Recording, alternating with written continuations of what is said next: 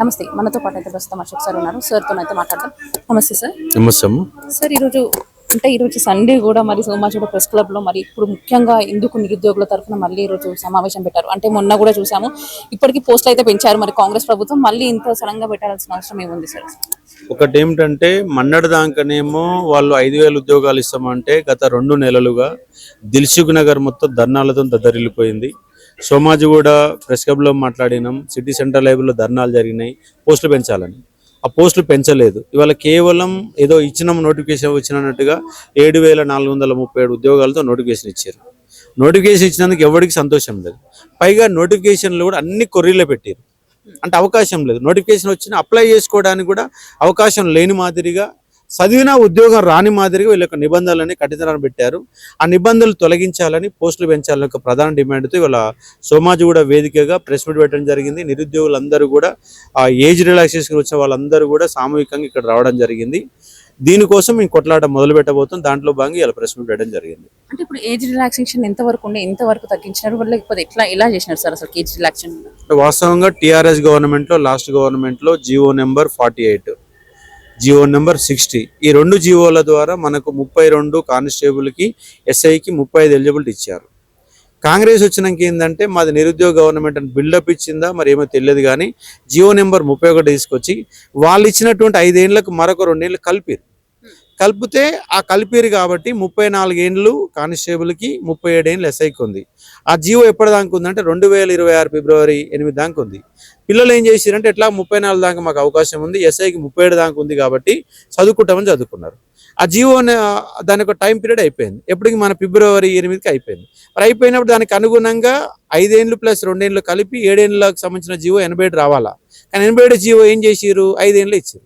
దాంతో 34 ఏళ్ళు కాస్త 32 పడిపోయింది. 35 కాస్త 37 కాస్త 35 పడిపోయింది. ఇవాళ 4 ఏళ్ళు అవుతుంది నోటిఫికేషన్ రాక. మరి 4 ఏళ్ళ సంది పిల్లలంతా చదువుకుంటూ కూర్చుంటున్నారు. చాలా మందికి అలా రేవంత్ రెడ్డి కాడ 1,000 కోట్ల రూపాయలు ఉండొచ్చు, మంత్రుల కాడ 1,000 కోట్ల రూపాయలు ఉండొచ్చు. వాళ్ళకి ఉద్యోగాలు వాళ్ళకి కనపడకపోవచ్చు. కానీ గ్రామీణ ప్రాంత విద్యార్థులకి, నిరుపేద విద్యార్థులకి ఈ ప్రతి చిన్న ఒక కానిస్టేబుల్ ఉద్యోగం కూడా చాలా ఇంపార్టెంటే. కాబట్టి వాళ్ళకి ఏజ్ రిలాక్సేషన్ ఇస్తే మీరు ఫస్ట్ అవకాశం ఇవ్వండి. వాళ్ళు గ్రౌండ్లో ఉరకరా చదువుతారా ఫస్ట్. నువ్వు అవకాశం ఇవ్వకుండా ఆపేసి ఎట్లయితుంది? కాబట్టి ఖచ్చితంగా కానిస్టేబుల్ 36 వాళ్ళ, ఎస్ఐకి 38 వాళ్ళని డిమాండ్ వాళ్ళతో పెద్ద ఎత్తున వ్యక్తమవుతుంది. దానికోసం కార్యాచరణ కూడా తీసుకోబోతున్నాం. మీరు వాళ్ళ అవకాశం ఇవ్వకపోతే మేము ఎండిన డబ్బాలు పట్టుకొని కూర్చుంటాం. రేవంత్ రెడ్డి ఇంటి కానీ ఎండిన డబ్బాలు పెట్టుకొని కూర్చుంటాం.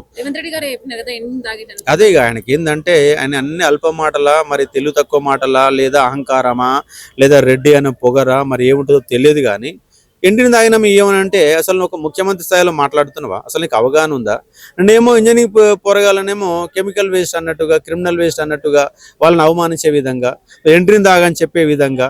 మరి అయ్యాల ఫస్ట్ టైం మరి సోమాజిగూడ ప్రెస్ క్లబ్లో మీరు ఎంట్రీని తాగితేనే ఉద్యోగాలు వేస్తామని అయ్యాలని చెప్తే అయిపోయేది కదా.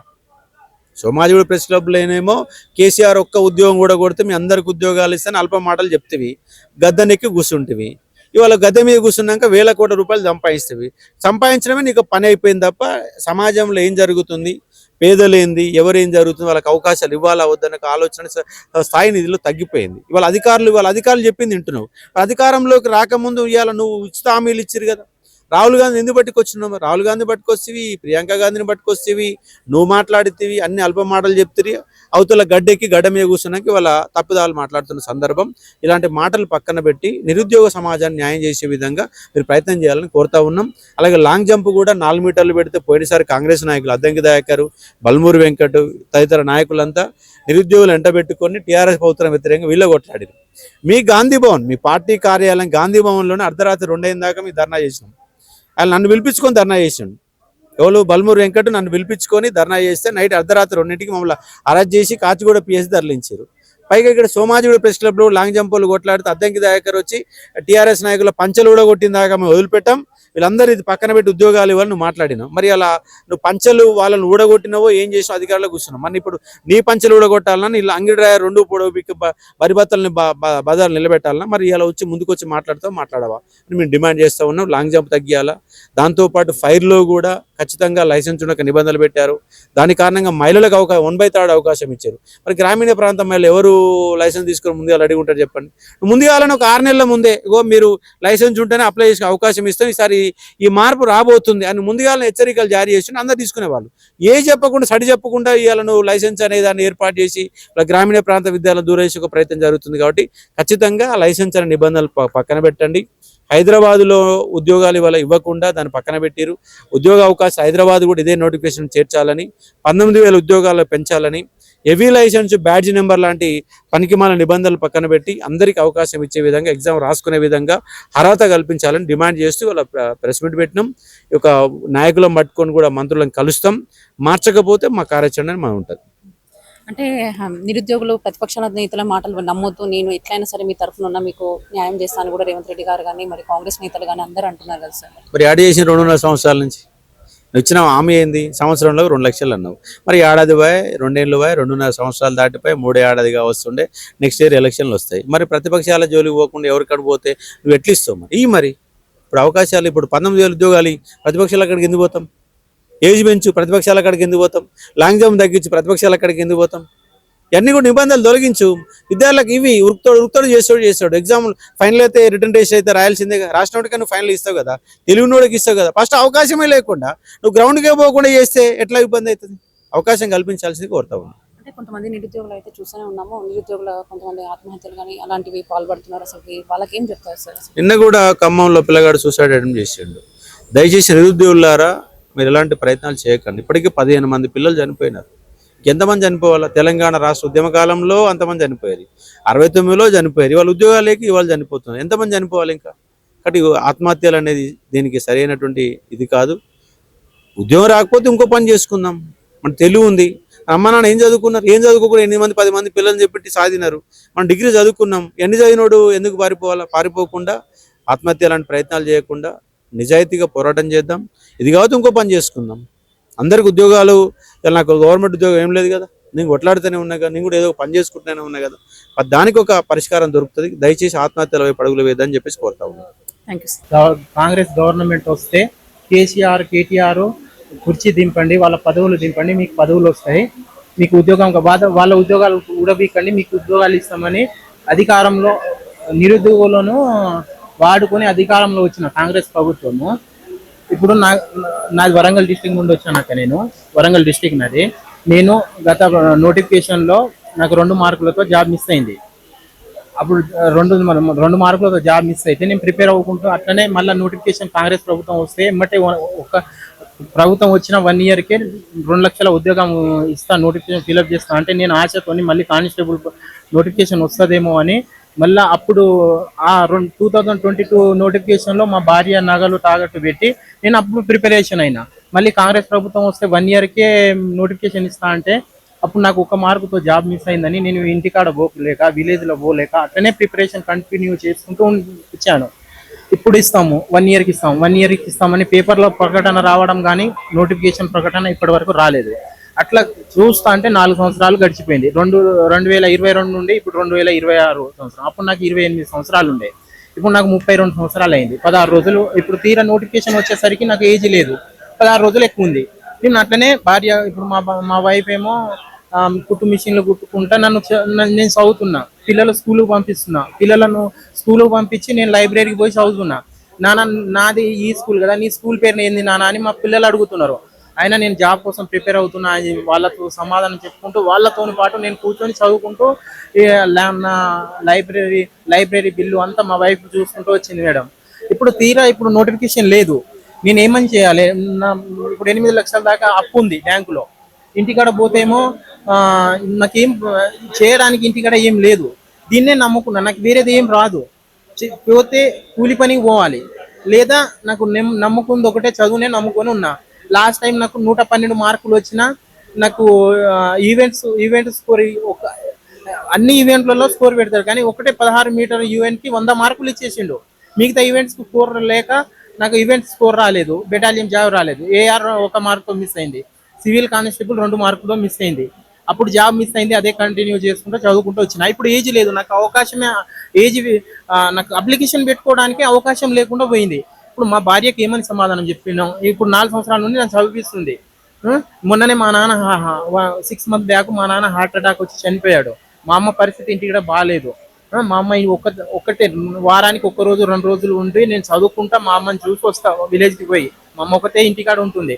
నేను భార్య పిల్లలను తీసుకొని సిటీలో నోటిఫికేషన్ వస్తే జాబ్ వస్తే మన లైఫ్ మారుతాయని అదే ఆశతోని విలేజ్లలో ఎట్లా మాట్లాడుకుంటున్నారంటే, నీకు ఇంకా అక్కడ ఏముంది, నీ 2 పిల్లలు ఉన్నారు, ఇంటికి వచ్చి ఏదో ఒకటి భూమి జాగా కూడా సరిగా లేదు మేడం నాకు, ఏ కౌలుకు చేసుకొని భూమి దున్నుకో బతుకు, పిల్లలు ఎందుకు ఆగం చేస్తున్నావు, మీ పిల్లల లైఫ్ ఆగం అవుతుందని చెప్తున్నారు. ఎందుకు నాకు జాబ్ వస్తే నా పిల్లల లైఫ్ బాగుపడుతుంది అనే కాన్సెప్ట్ తోని నాకు ఫుల్ కాన్ఫిడెంట్ తో నేను చదువుకుంటూ ఉన్నా మేడం. ఇప్పుడు నాకు 16 రోజులతోని ఏజ్ పోతుంది.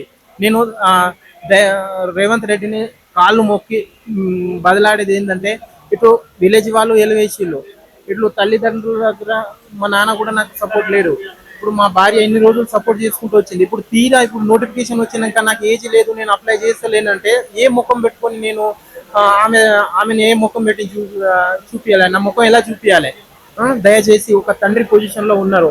నేను కూడా మీరు మీ గెలవడానికి నేను కూడా విలేజ్ తిరిగిన. దయచేసి రేవంత్ సార్ మాకు అప్లికేషన్ పెట్టుకునే అవకాశం ఇవ్వండి. నాకు జాబ్ వస్తుందో రాదో నాకు పోరాడే అవకాశం ఇవ్వండి. ఏజ్ పెంచి మాకు అవకాశం కల్పియండి అని రేవంత్ రెడ్డి సార్ని కోరుకుంటున్నాం మేడం. అక్క, ఈ రోజు అయితే మరి ఇప్పుడు ఈ రోజు అశోక్ సార్ తరఫున మీరు సోమాజిగూడ ప్రెస్ క్లబ్ లో సమావేశం ఏర్పాటు చేసుకున్నారు. మరి ఈ రోజు సమావేశంలో అసలు ఏం జరుగుతుంది, నెక్స్ట్ మీ తర్వాత ఇది ఆలోచన తర్వాత కార్యాచరణ ఏమనుకుంటారు? మేడం, మేము ఈ రోజు ఇక్కడికి రావడానికి ప్రధాన ఉద్దేశం తెలంగాణ పోలీస్ రిక్రూట్మెంట్ బోర్డులో ఏజ్ రిలాక్సేషన్ గురించి వచ్చినాం. జీవో నెంబర్ 31 వల్ల పాత జీవోలను సవరిస్తూనే ఇంకో 2 సంవత్సరాల వయో పరిమితిని పెంచిండ్రు. దాంతో జీవో నెంబర్ 31 వల్ల ఒక్కొక్క అభ్యర్థికి, కానిస్టేబుల్ అభ్యర్థికి 34 సంవత్సరాలు, ఎస్ఐ అభ్యర్థికి 38 సంవత్సరాలు వయో పరిమితి ఇచ్చిండ్రు. ఇప్పుడు అది 2 సంవత్సరాల వ్యాలిడిటీతోని జీవోని ఇష్యూ చేసిర్రు 2024లో. అది 2026 ఫిబ్రవరిలో అది ఎక్స్పైర్ అయిపోయింది. ఎక్స్పైర్ అయిపోయినాక 2026లో మళ్ళీ కొత్త జీవోని తీసుకొచ్చారు, జీవో నెంబర్ 87. అదే జీవోని కంటిన్యూ చేసినా అయిపోయేది. ఈ జీవో నెంబర్ 87 వల్ల 34 సంవత్సరాలు కల్పించిన జీవో నెంబర్ 31లో కాకుండా 32 సంవత్సరాలతోని కుదించింది. దీనివల్ల నేను 19 రోజుల తేడాతోటి ఈ నోటిఫికేషన్కి ఎలిజిబిలిటీ అయితలేను. ఇన్ని రోజుల నుండి కష్టపడి చదువుకున్నది 19 రోజుల తేడాతోని అనేది తీసుకోలేకపోతున్నాం మేడం. అసలు ఇన్ని రోజుల నుండి ఇన్స్టిట్యూట్లకి, స్టడీ హాల్లకి పిల్లల్ని పెట్టుకొని వర్క్ చేసుకుంటా కూడా నేను కొన్ని రోజులు చదువుకున్నా. ఈ ఒక్క సంవత్సరం కష్టపడితే నేను జాబ్ కొట్టుకుంటా అన్న ఉద్దేశంతో పని కూడా మానేసి 1 సంవత్సరం నుండి మొత్తం ఇంకా పని కూడా మానేసి స్టడీ హాల్లోనే కూర్చొని చదువుకుంటున్నా మేడం. మాక్ టెస్టులు రాసుకుంటా. సెల్ఫ్ ప్రిపరేషన్ ఎక్కడ నేను కోచింగ్ తీసుకోలేదు. సెల్ఫ్ ప్రిపరేషన్ మాక్ టెస్టులు ఒక్కటి రాస్తున్నా ఇంప్రూవ్మెంట్ కోసం. అంటే మీకు సపోర్టింగ్ గా మొత్తం మీ హస్బెండ్ చూసుకున్నారు? అవును మేడం, హస్బెండే చూసుకుంటారు. ఫైనాన్షియల్ సపోర్ట్ కానీ నేను ఈ రోజు ఇంతమంది ఇంట్లో వచ్చి ఇక్కడ కూర్చొని మాట్లాడుతున్నట్టే ఆయన సరే ఇన్ని రోజులు కష్టపడి చదివింది, అప్లికేషన్ డేట్ వరకైనా టైం ఉంది మనం అన్న ఒక ఉద్దేశంతో నేను ఇక్కడికి వచ్చిన మేడం. అంటే తర్వాత మీరు ఇప్పుడు వయో పరిమితి పెంచకపోతే మరి ఏం చేద్దాం అనుకుంటున్నారు మేడం? వయో పరిమితి మేడం ఇప్పుడు జీవో నెంబర్ 31 రిలీజ్ చేసిండ్రు. 2 సంవత్సరాలు దానికి ఉన్నది 2 సంవత్సరాలు దానికి వ్యాలిడిటీతో రిలీజ్ చేసిరు. ఒకవేళ అది 2024 నుండి 26 మధ్యలో వచ్చి ఉంటే ఈ రోజు 19 రోజుల తేడా అనేది నాకు ఉండేది కాదు. నేను ఎలిజిబిలిటీ ఉండేది అప్పుడే నోటిఫికేషన్ వస్తాయి. మీరు ఎందుకు పాస్ చేసిరు? మీరు నోటిఫికేషన్లు విడుదల చేయకపోవడానికి ఎన్నో రీజన్స్ చెప్తురు. ఇది మా తప్పు కాదు. మీరు చేసిన తప్పుకు మేమెందుకు శిక్ష అనుభవించాలి?